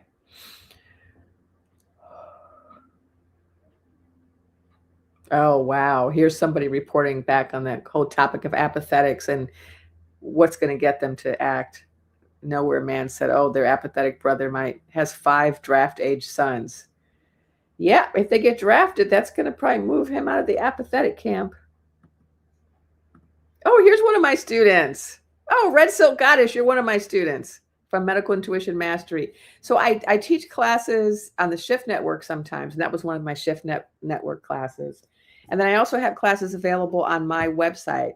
They're pre-recorded classes, so they're not live classes, but they're really comprehensive. I have a medical intuition course, I have an Akashic Records course, I have an aura class for energy healers, and I have my newest class, Strategic Psychic.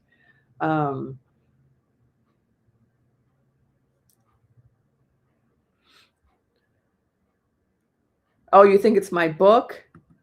I do have some books. I always forget to bring them over here so I can promote them. But I have a book called The Ethical Psychic. It doesn't have a brown cover. It has a beautiful kind of multicolored cover, because I don't see a copy right here to get that I can reach. Oh, the book I have that has a brown cover, of course, my book Sovereign Wisdom. That's funny. I don't even remember my book is brown. This is one of my books. It's brown. It's called Sovereign Wisdom. It's a Native American philosophy book. You can get it Barnes and Noble, Amazon, wherever online. It's only online because it's an academic publisher. They don't put it in the bookstores because it's too expensive. And I have nothing to say about the price, so I'm sorry about the price. Yeah, maybe that's the book they were talking about. I don't know.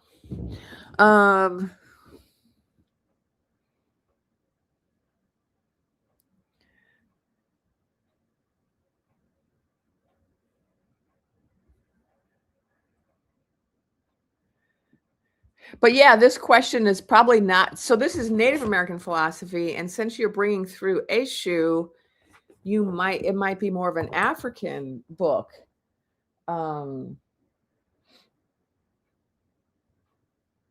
Yeah, I can't think of. I used to have a lot of books about Ifa as well, and voodoo and hoodoo, and yeah, it is. You're right. It is maroon, but maroon is a type of brown, right? It's kind of maroon. Yeah. All right, we're getting close to the 2-hour mark, so I should probably not go on too much longer.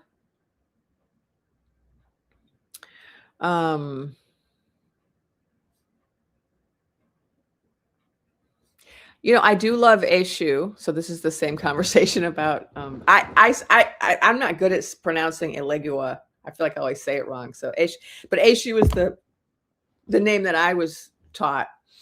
I was trained in Trinidad and Jamaica by priestesses from traditions that are Ifa based. That was part of my training, and we called Elegua Eshu. Who is someone that you always show respect to at the beginning of a ceremony. I used to do these Women of Color Medicine series events in Oakland and San Francisco. And I always started every ceremony with a praise song to Eshu. People didn't necessarily know that because I didn't talk about, I played all this music. People didn't know what I was playing. You don't have to tell people everything that you're doing. People don't need to know everything that you're doing. The spirits know. Here's somebody another one of, I think, my mods trying to promote me, which I appreciate. They said, if you want to send me a gift and you want me to get the whole enchilada, use the buy me a coffee code in the corner or Venmo, because the other method, they do take 40%. I try not to really talk about that because I don't want to sound ungrateful. I'm grateful for anything that anyone gives me. And if it's 40% rather than 100%, I'm still grateful. But I appreciate this person and all the other people who put stuff in my comments promoting my work. I really appreciate that. So thank you. And thank you also to FP3319 for the super sticker. I really appreciate it. Every time I get a gift, I view it as confirmation from the universe that I'm doing the right thing. So I'm grateful to you as an individual for gifting me whatever you gift me, but I'm also seeing it as encouragement for me to continue this work. So it means a lot to me. And of course, having money in the bank allows me to not be stressed about how much time I spend doing this versus other income producing activities, right? So, yeah. I want to pass on that. Where'd that go? Here's another prayer we can pass on to everybody from glowing and grounding, sending blessings of safety, health, intuition, courage, wisdom, and peace. You know, doing these type of blessings, affirmation, prayers every day, they are really helpful. You know, do it for yourself, do it for others. Yes, Janwig, Elegua is the same as Papa Legba. There's lots of different names depending on the tradition. I think Papa Legba is the name in Vudan. Vudan is the Haitian religion. It's different from Hoodoo, which is more of a solo practitioner type of practice. Vudan is a religion, community-based. They often get mixed up, Voodoo and Hoodoo. In fact, in my family, you know, kind of jokingly, you know, they refer to what I do as my voodoo hoodoo. And it's in part because I have some training in those traditions, but also it's kind of tongue in cheek. Like everyone uses those terms. People throw those terms around very, very casually without using them correctly. And it's kind of funny. It's problematic. There's a lot of cultural appropriation, but it's also funny.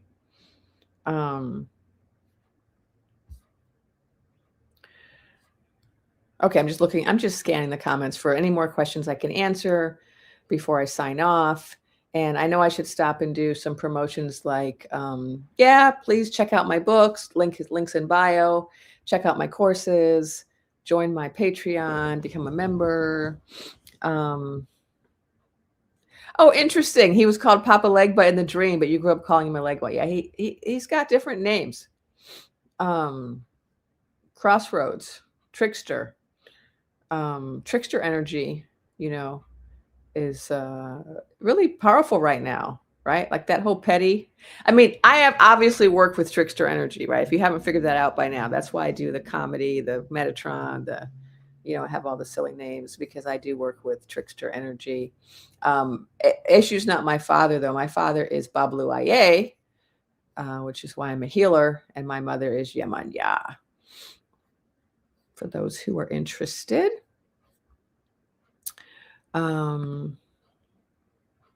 Thank you. I love having you in my community.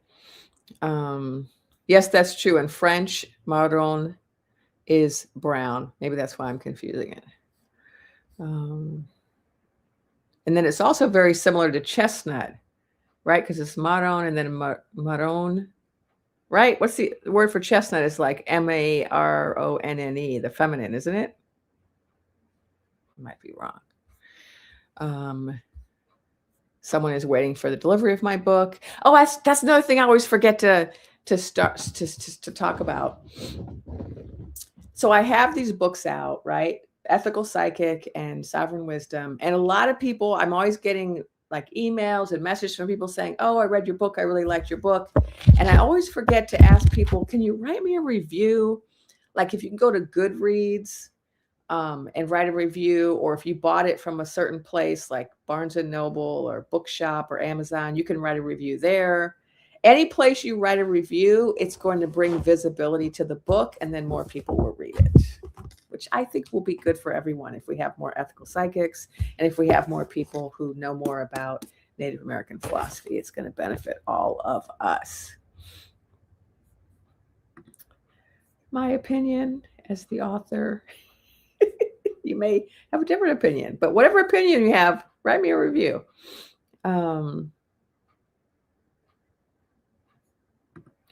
Oh, yeah. So high vibe. You know what? Let me say something about that. So they're asking, oh, they have their Orisha is Yemanya, but there's no father one. Yeah, sometimes I forget that I'm not typical. So I don't have a typical lineage like a lot of people. I was trained, you know, when I was initiated by 4 different. Uh-oh. Never mind. Not supposed to talk about that. Let me skip over that part and just say I have a different path than other people. And so I was given 2. And I didn't know for a long time that a lot of people are given 1. And I don't know what the difference is. So I probably don't expect that you're supposed to have 2. That may not be the case for you. My particular path was what it was, and I was given 2.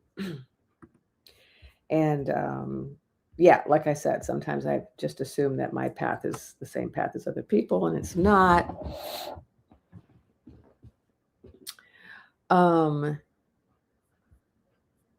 I agree. I love knowing that this community is here.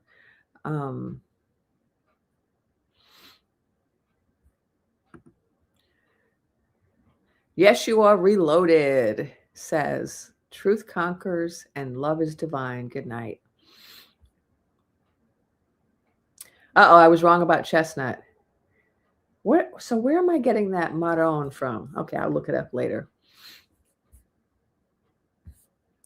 Okay, there was one last question I wanted to answer. Yeah, I'm not typical in any way.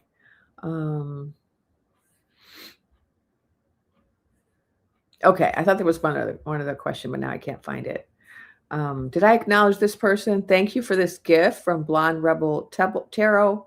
Thank you for your wisdom. I appreciate the gift. Yeah, this is wonderful, Sandra MCF. I started doing general blessings and gratitude when I notice angel numbers. That's a great thing to do. Oh, here's the last question I'm going to answer. Okay, I knew there was another question here I needed to answer. So I have talked about this in the past, but it is good to keep asking, right, every so often, because things change. And sometimes, like I said earlier in the evening, sometimes I get an answer from my guides over and over, and then I just assume it's always going to be that answer, but it can change. So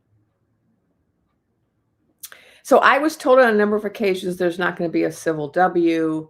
But again, I think it has to do with language, like in the same way that they told me there's not going to be a WW, because the WW is when you have groups of countries coming together and fighting other groups of countries in several different arenas. And that's not what we're seeing right now. We're seeing one country or two countries targeting specific countries to take out leaders or to take out resources, right?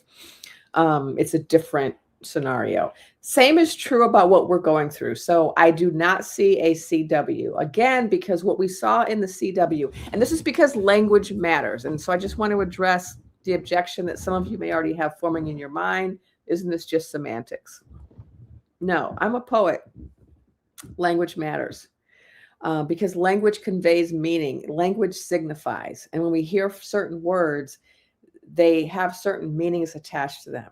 And when we hear the word civil W, what we're thinking of is what we experienced in the 1800s. And what we experienced in the 1800s is half of the states banded together to fight the other half. I mean, it wasn't exactly half and half, but you know, I'm approximating. It was a group of people combining their resources to fight a group of people for the whole place. That's not going to happen. That's not happening. But what I have been shown is that there is the potential. I'm not going to say for sure it's going to happen, but I've seen it as a possible outcome of balkanization or fragmentation of the republic into regions, right? So like there's a Pacifica, Oregon, Washington, California form their own country. You know, Illinois, Wisconsin, Minnesota form their own country. New York, New Hampshire, Providence, Connecticut, New Jersey, right, form their own country. I've seen this possibility because what the current circus is trying to do is to completely destroy, right, the republic. And will they succeed? They're not going to succeed in the way they want to succeed, but there is going to be so much resistance to everything that they're doing that they're never going to be able to get the entire US to be on any kind of agenda with their agenda. That's not going to happen. So like when I say I don't see the terms of mid happening, I don't say that to mean, oh, they're going to stay in office and carry on with their criminal enterprise. No. What I see is that something big happens before November, right? And also what I see is things change so dramatically that the old ways of doing things are no longer relevant. And so, no, I don't see. So for a CW to happen, you would have to have like roughly equal numbers of people who wanted to fight each other. We don't have that situation because what my guide showed me like about a month ago is that we're now at the point where we have like over half of the US is aligned with persistence in terms of at least the thinking, if not the action. And they were showing me that it was heading towards 3/4 and that there's only a very small group of people, and this was like a month ago, it has dwindled since then, especially since this week. There's only a small group of people, less than 25%, who are still in the circus camp.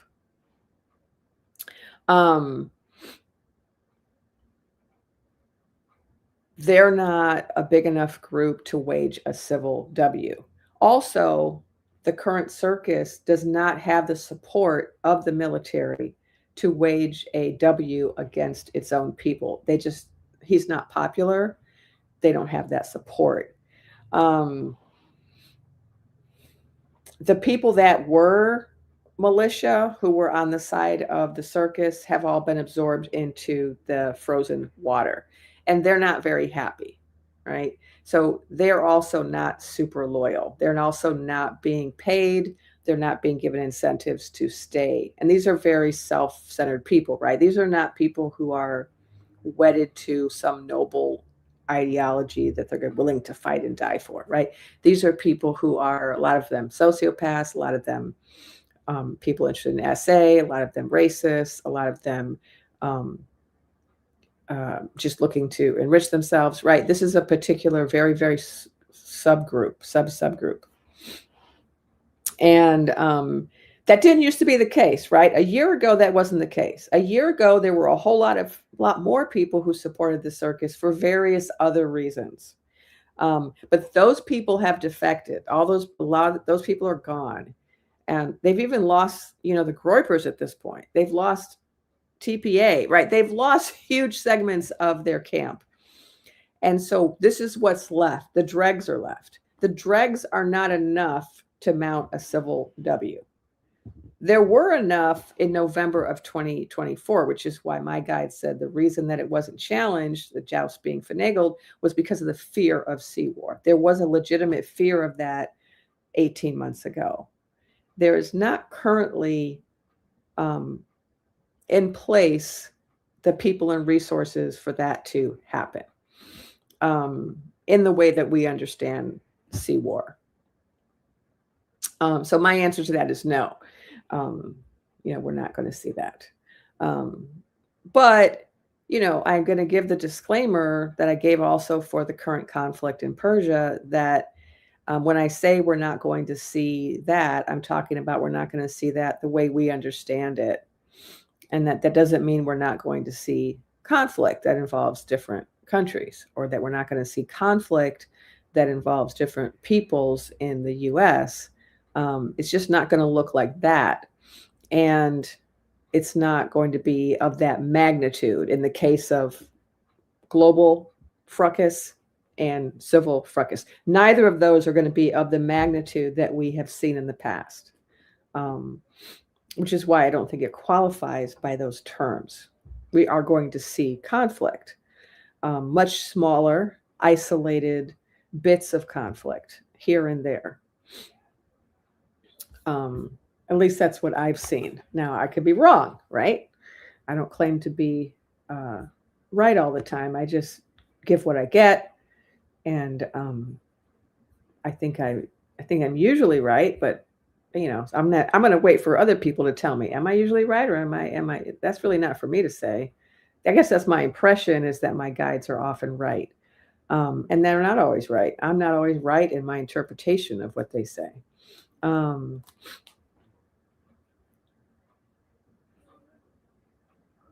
All right, so we're at 2 hours, so I think it's time to call it a night. Because some people see these really long live videos and they just like, oh, that's too long, I can't watch that. But somehow we always end up talking for an hour and a half or two. Well, it's me mostly talking, but I'm trying to respond to questions. So I imagine that you're talking to me. But thank you for coming. Thank you everyone for being here, for someone said I'm at 44.4 subscribers on YouTube. I love that. I am a 4.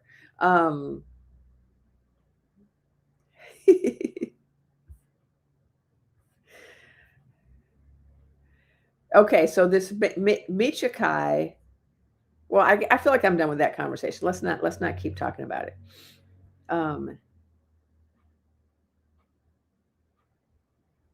Yeah. It's so hard to walk away from I'm always like, there's another question I have to answer. I love answering questions. So let me just end by saying thank you to everybody for being here, for being in this community, for following, for writing comments. I really appreciate all of you. Thanks to those who sent gifts and bought me a cup of coffee. I really appreciate it. Thank you to all my members. I know I'm overdue for a members only video. I'm probably going to do it tomorrow. And my Patreon supporters, you also get that members only video coming soon. So thank you, everyone. Have a good night and stay hopeful, my friends.